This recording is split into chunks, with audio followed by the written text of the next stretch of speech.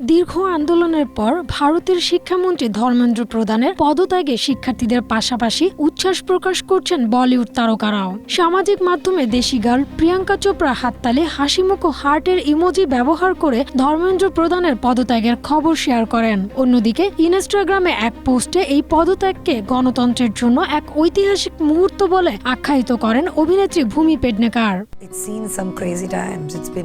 নতুন প্রজন্মের প্রশংসা করেছেন নির্মাতা জোয়া আক্তার। সামাজিক মাধ্যমে এক পোস্টে তিনি লিখেছেন, এই ঘটনা আবারও মনে করিয়ে দিল জেন জেড প্রজন্ম কি করতে পারে। গণতন্ত্র এমন একটি শাসন ব্যবস্থা যেখানে ক্ষমতার মালিক জনগণ। অভিনেতা বিজয় ভার্মা ইনস্টাগ্রামে ধর্মেন্দ্র প্রধানের একটি ছবি পোস্ট করে লেখেন, চলে যাচ্ছে, আপনাদের দোয়ায় আমাদের মনে রাখবেন।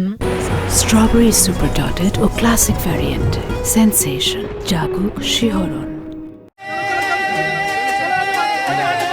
আন্দোলনের শুরু থেকে শিক্ষার্থীদের পাশে দাঁড়িয়েছিলেন অভিনেতা প্রকাশ রাজ। তিনি সোশ্যাল মিডিয়ার এক পোস্টে লেখেন, অভিনন্দন আমার প্রিয় ককরোচরা, প্রিয় সোনম ওয়াংচুক স্যার এবং তরুণদের পাশে দাঁড়ানো প্রত্যেককে অভিনন্দন। আপনারা প্রমাণ করেছেন ঐক্যবদ্ধ মানুষ চাইলে ক্ষমতাসীনদেরও নতি স্বীকার করাতে পারেন। অভিনেতা কমল হাসান এক্সে লিখেছেন, সংঘাতের জায়গায় সংলাপ ফিরে আসতে দেখে ভালো লাগছে।